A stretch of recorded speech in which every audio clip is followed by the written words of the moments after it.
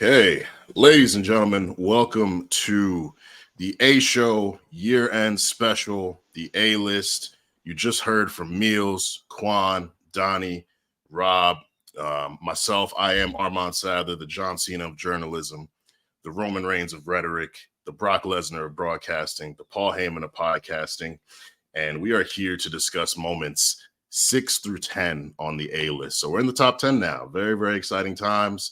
Feel like our top 10 is Teflon. As you see, I am not here alone. I'm here with some incredible, astute gentlemen. First, we got Deon, social media manager of the A Show. How you feeling, Deon? Hey, man, I'm feeling good. It's another great year for the A Show. Another great year, amazing year of wrestling. You know what I'm saying? I'm just happy to be here, man, as always. I'm going to say this, StreamYard, keep throwing me over the top rope. But, you know what I'm saying? We here, though. We here. Still you rise, my brother. Still you rise. And for the first time, we are graced with the presence of celebrities for the A List. So first, we have multi-platinum recording artist, the biggest boss, Rick Ross. How you doing, man? Welcome. Double M. The biggest. Oh God, that's funny. But as you know, the man who does all the impressions, I don't know how he can perfectly capture so many different people's voices. One half of Recut Gems, RNC legend, A Plus is here. How you feeling, Plus? Oh man, what's up, y'all? I'm feeling good, man. As Deon said, a banner year of pro wrestling, and I can't wait to talk about it, man. And yes, I'm sure we'll me and Marc will figure out who we can implement during this hour. So yes, we got rappers in here. We also have a wrestler here who just spent a lot of time in Jamaica, from what I hear. Cody Rhodes is in the building. What's up, Cody? This is such a tough one to fucking put me in the spot for. But if me see Roman Reigns, me I tell him, look, you motherfucker, this Sunday you have to see adrenaline in my blood clot soul. Every fight out of control. Me have to do it on to get him on the blood clot feet. Finish the story. Finishing the story. One half of Recut Gems, another RNC legend. He does it all. Producer for the Black Print, the guy himself. Marc is here. How you feeling, Marc? I'm doing all right. My room looked way messier 10 minutes ago, so thank God I got off the moving situation out to make this look a lot better. But I'm feeling good. It's a nice little weekend here. Yeah, good. Glad to hear. So, man, let's jump into these moments. We got 10 through 6. So, moment number 10. Charlotte Flair, Rhea Ripley clashing over the SmackDown Women's Championship at WrestleMania 39. Now, two of you were in the building, so I want to start with y'all and what this moment meant for Rhea, what it means for Charlotte at this point of her career, and I think just the genuine enjoyment of the match. I think a lot of people were very critical of the feud. People didn't like the story. People wanted Rhea to pick Bianca, of course, but what we ended up getting was I think it knocked all of us off of our socks. I think so too, because the most part, a lot of people wanted Rhea and Charlotte, as far as from a talking point, a lot of people wanted Rhea and Charlotte, that build, to be the main event of WrestleMania night one. And of course, we ended up getting an incredible 5-star tag team match to do the main event. But what they gave us on that night was so amazing that I feel like everybody went home knowing that the SmackDown Women's Championship defended on that night. Obviously, we had the Raw Women's Championship defended that night as well. But the SmackDown, or that weekend, I should say, but the SmackDown Women's Championship was such a strong match, a hard-hitting match, too, between Rhea and Charlotte, that it was night and day difference compared to the NXT Championship match that we got between the two of them in much different points of their careers in 2020 at WrestleMania. Yeah, I got to agree with you there. I mean, I think it was really strong, as far as how they worked the entire match. I mean, some people say, you have a style you could work. You have like a point to prove during the match. Because, of course, there's a lot of chatter, as we just discussed, about how some people thought it should be the main event. But I forgot who said it. Maybe it was Mick Foley. I was just watching him a few days ago. It was just about, really, it isn't about where you slide on the card. If you treat your match like the main event, then it is the main event. We could think of a countless amount of matches over numerous PLEs over the years that didn't exactly end the show, but it felt like the show was over after it ended. And like you said, Mark, we definitely got another 5-star classic after that match. But I still look at that Rhea Charlotte as one of the 5 best matches of the weekend, easily. Yeah. And I do have a little bias, I will say. I will state on numerous occasions that Charlotte Flair is must-see. And when you see her perform, you ask, who but she?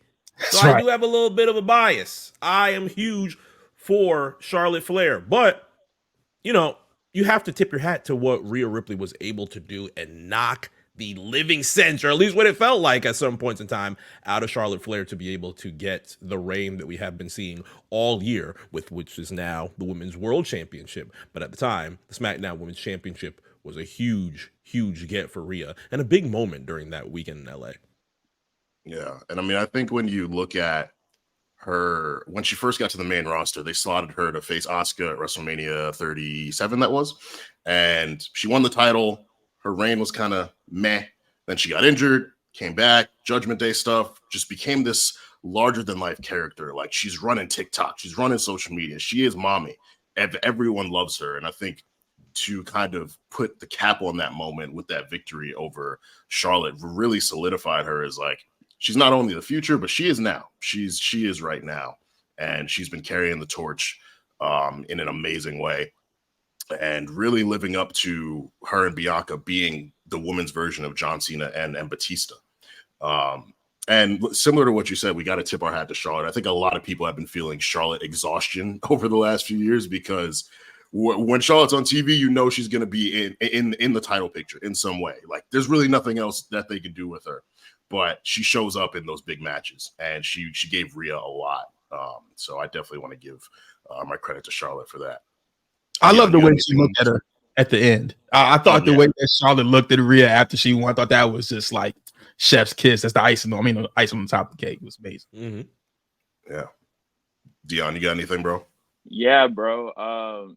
Charlotte and Rhea, they never had a bad match ever. I was fortunate enough to go to Money in the Bank in 2021 when they fought. That was a great match. I think people should go look that back. Even the match they had after the Money in the Bank, the Raw after, that was a great one. WrestleMania 36 was arguably probably the best match on that show, if you don't count the cinematic matches.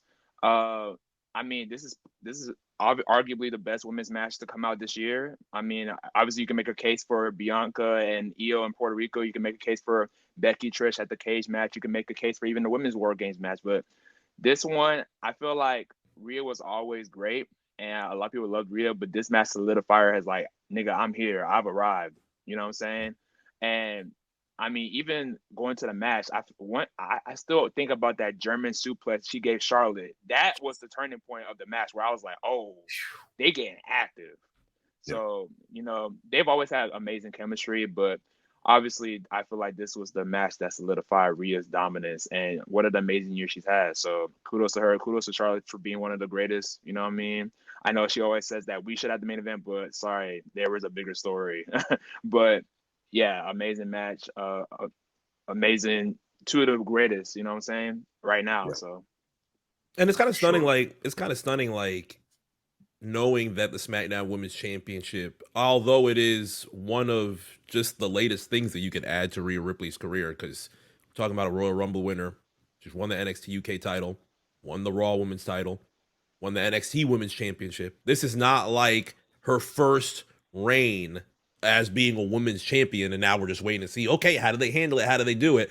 Being able to add this to the laundry bag of shit that Rhea Ripley has done, the first woman to do all of this, might I add, that also ends up being huge. But you're seeing where she's brought this women's world title throughout these past couple of months and having the matches that she's been able to have. Obviously, we brought up Backlash, her match with Zelina at Backlash, what she's been able to do at Crown Jewel, what she just did at Survivor Series, what she did at SummerSlam.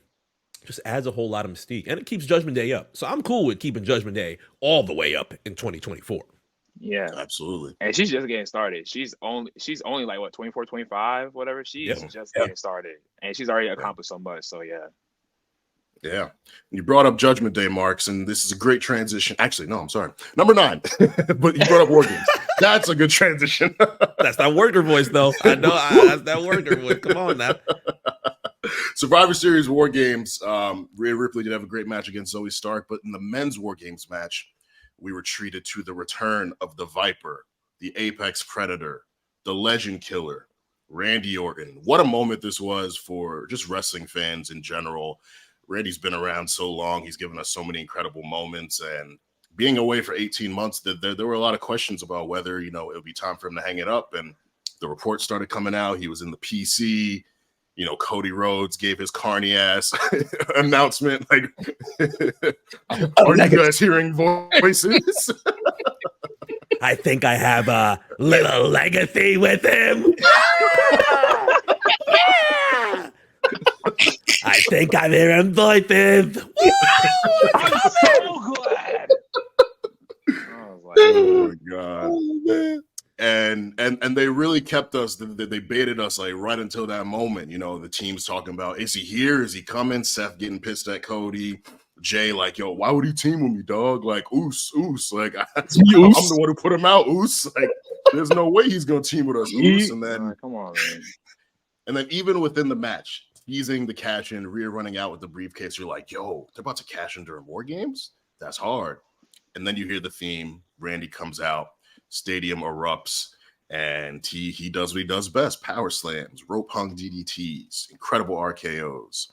Well, what a moment, man! Like, what was that moment like for y'all? Are you gonna say are you gonna hit the voice? Or are you gonna hit that for the DDT?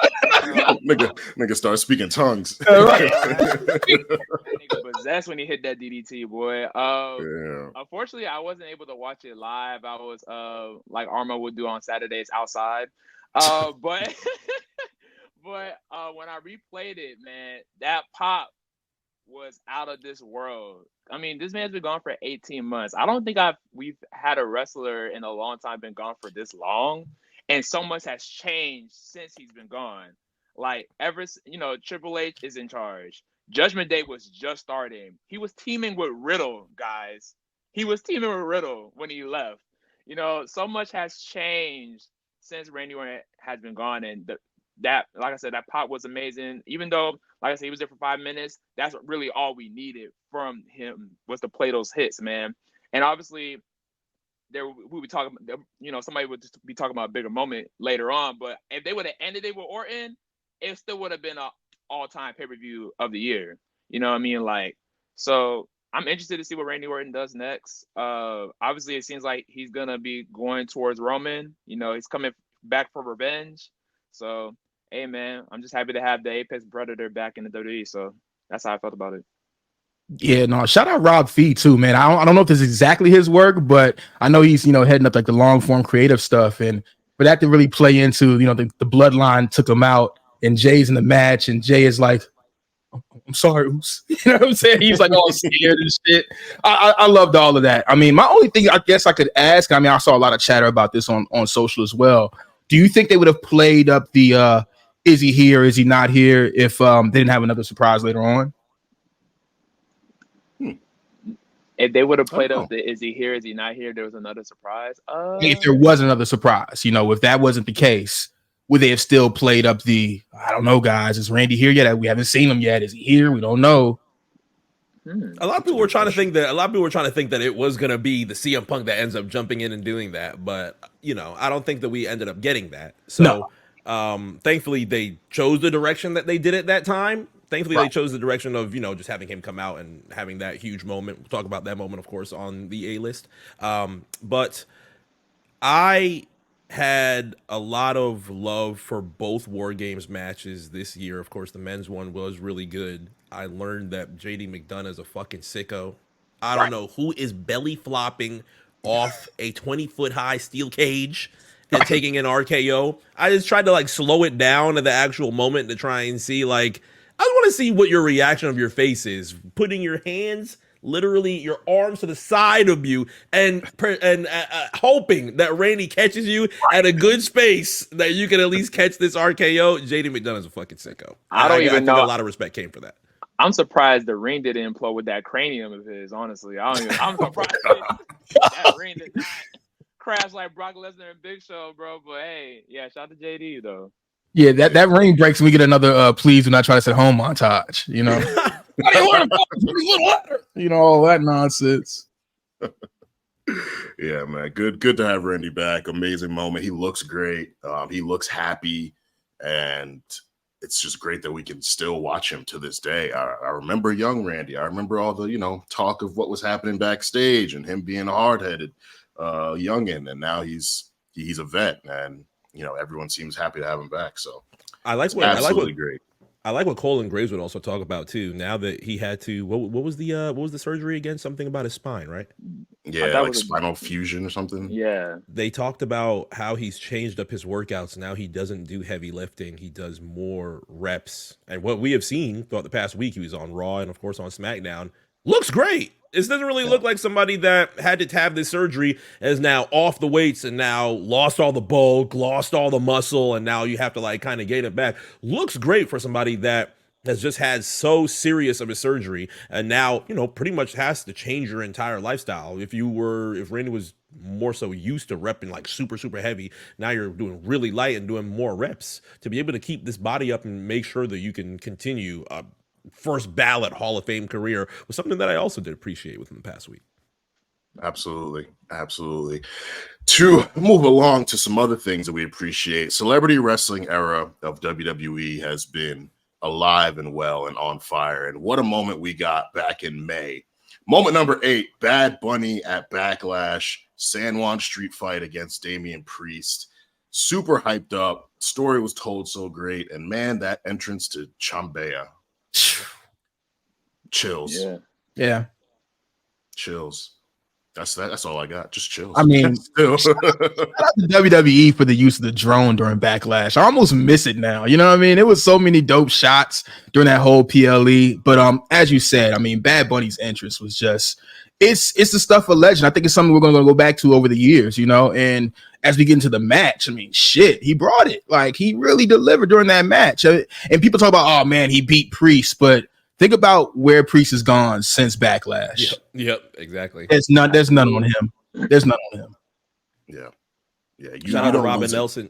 I was going to say shout out to Robin Nelson. I was very jealous of being in the building that day. Not only were they able to feel the entrance, they were able to have the entire rest of the match. Obviously, Judgment Day interfering, Carlito coming through, Vega coming through, having those two huge pops were amazing. A little bit tear inducing when I seen Carlito come out because that was the huge. Oh my god, I want to be able to experience a crowd like that in 2024. Obviously, France is gonna have Backlash, so the Haitians are gonna be repping heavy.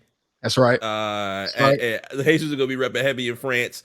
We've got Battle in Berlin during the summer around August time. Like, there's a lot of good things you can go internet. Yep, Elimination Chamber in Perth. Like, there's a lot of good international moments I think you can enjoy in 2024. Don't know if I'll be able to enjoy a whole bunch of them, but I'd love to have a crowd like the crowd that embraced Bad Bunny at that time, Backlash.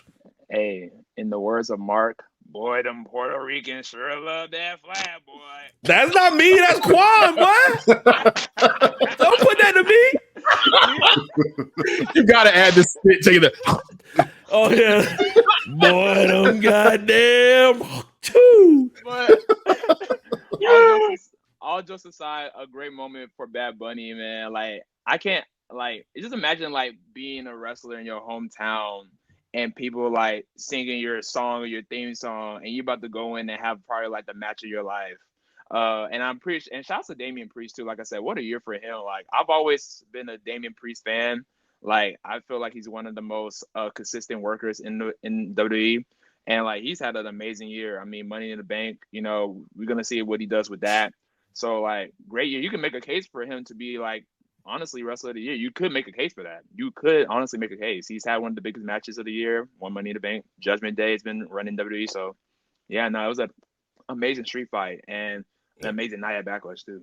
And music wise, it's still stunning. I remember Plus had one of the best quotes that I had ever seen regarding this. I'm pretty confident it was you, Plus. Somebody had asked, what is like the Attitude Era equivalent of Bad Bunny wrestling. Like, what's the Attitude Era equivalent at that time? And you were like, it's literally like Eminem doing weekly shows in 99, 2000. And if you were to really think about how fucking stunning that would be, Right. that is something that would be one of the most memorable moments of those 99, 2000 type moments. So to have artists of Bad Bunny's stature, literally, I'm not sure what the last album just did. Sure, it broke records for at least Bad Bunny or Spotify or wherever it was. I don't know if he's going to be Artist of the Year again in 2023. But to have that come through on WWE television, we might see him in Tampa. We might see him in Philly. You never know. And that's taking away from a huge, huge career and tour that he's going to be going on, I'm sure, sometime soon. So to have that for the WWE is also still stunning. Yeah, absolutely. Moving right along to some other record-breaking moments. Moment number 7. AEW All In sells over 80,000 tickets. Wembley. I'm glad everybody was beat. major moment for them. Plus, I feel like of the four of us, you keep up with AEW the most. So, like, what do you feel like this meant for them? What do you think it does for them? And also, obviously, the show itself. How'd you feel about it? Well, I mean, they wouldn't let you forget about it before or after. So let's start there. But seriously, though, it was a major event for the company. I think once again, no matter what the attendance was, it was between 72 and 81,000. We don't know, but still, that is an amazing feat for the company. Match wise, I think that MJF Adam Cole was kind of overbooked to me. Just being honest. I thought there were really good moments in the match, but it's just like, these guys are best friends and they're just like destroying each other right now. Okay. Chris Jericho and Will Ospreay, I mean, a Jericho match at 23 doesn't really do it for me, to be honest. I thought it was, of course, a major moment for Will, but Punk Joe was cool. The matches to me were just okay, to be honest with you. It was about the spectacle, and they accomplished that. Granted, there was some things that took away from the spectacle, but they got that off. And once again, a milestone moment for that company, and they're trying to replicate it now. I think they're already over 35,000 sold for 24, which once again, an amazing feat. I think they have it set up for 45,000, but they're obviously going to open that up as the year goes on. So I don't know. You won't be able to replicate that exact moment again. I don't think they'll be able to talk about 82,000 in 2024. But I think they'll have this is kind of like their WrestleMania. It kind of bothers me that they don't have this event stateside, and they know they can pull it off over there, and that kind of takes away from it for me. But that's their signature event right now. So once again, milestone for the company. The matches were cool to me, but it was really about the moment of it happening for the company. Obviously, they won't let you forget it. Well, shout out to them, I guess. Moving right along. real glass. Go cry me a river. Oh, how can I forget? Yeah. Shout out to Jack Perry, man. That guy, man, he is one of the most influential guys in pro wrestling in 2023, huh? Yeah. Change the course of wrestling. Right. Forever. Speaking of changing the course of wrestling, our final moment number 6, we got another free agent who came over. She is a powerhouse. She is who she is. Jade Cargill signing to the WWE. What a huge moment. The social media rollout, the appearances on TV, all the hashtag Jade talk, where's she going, who's she going to face, dream matches, all this good stuff. She's here now. And we're just kind of sitting, just, checking our watch. Like, when's she going to pop out? And, Triple H talked about it at the press conference. It's when she's ready, and what it means for the WWE to get another talent from AEW. Just there's a lot to talk about with this, but I'm definitely very excited to see what she does when she finally steps into the ring. Jade Cargill, man. I mean, even though I don't watch AEW because I'm a black man.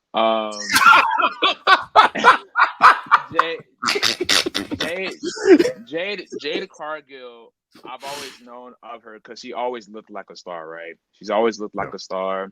She has the physique, she has the look, but I feel like AEW didn't treat her like a star. But she had the streak, but she was facing people that was eating and catering for the whole streak.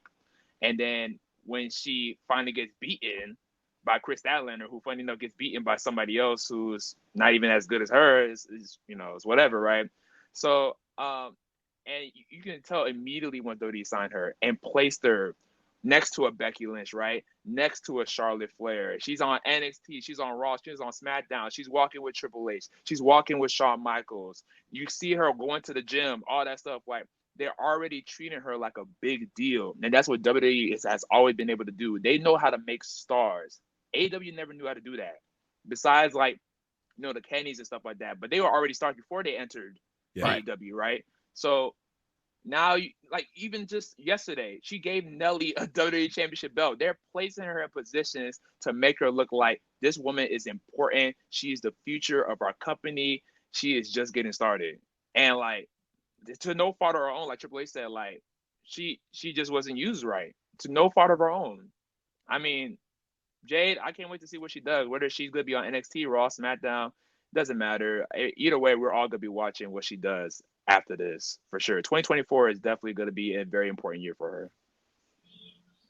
Yeah, and teasing all three of those, I think, ends up being the best benefit as of right now, because there's a lot of fans that are trying to jump the gun and figure out where her home is actually going to be. But truthfully, she could be any one or any three specifically of our women's champions. It just depends on where she decides to hang her hat. And Tampa is coming. I'm sure more voices are going to get a little bit louder to see if she ends up being a Royal Rumble participant. I know that first entrance is going to hit the fucking streets like crack. I know it is. To be able to see not only her entrance, but to see the ambiance, the energy that she provides. Obviously, the matches, the wrestling is also going to be something that's very important as well, especially for AEW fans. I'm sure there are a lot of AEW fans that are going to know how, at least on their end, how a Jade Cargill match went, and to see what the WWE equivalent of that will be, to be able to see that and know that there's going to be more than likely a night and day difference as far as how it's produced, how she wrestles, how she tells a story, how she wins matches, how she loses matches. Things that kind of lost that element when it came to AEW and her title reign, because it was all about stacking up days, making her look huge, making her look successful as the TBS Women's Champion.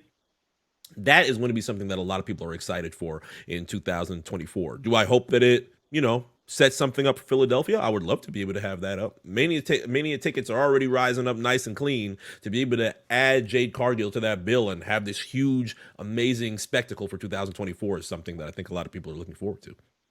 Yeah, and I mean, as we said earlier, the Jade verse didn't really do any favors in AEW. Same when we saw the Cody verse. She's like, you're over here in this little separate universe and you're not able to go for the main women's title. Yeah. How does that really elevate you? So I obviously she's in the gym right now. She's getting her reps up. And like you said, Mark, I think the Royal Rumble will be a great place to really unleash the Jade Cargill WWE presentation for the first time. And I'm excited to see what that looks like. Absolutely. So what a great way to end it, talking about upcoming stars. And I got to shout out my guys who are stars in their own right. Thank y'all for joining us for the A-list, moments 6 through 10. Next up, closing things off, moments 1 to 5, you will hear from J5 and Meals. But until then, for Plus, for Marc, for Deon, for myself, thank y'all for listening. We'll see y'all when we see y'all. I don't know when that'll be, but shout out to y'all.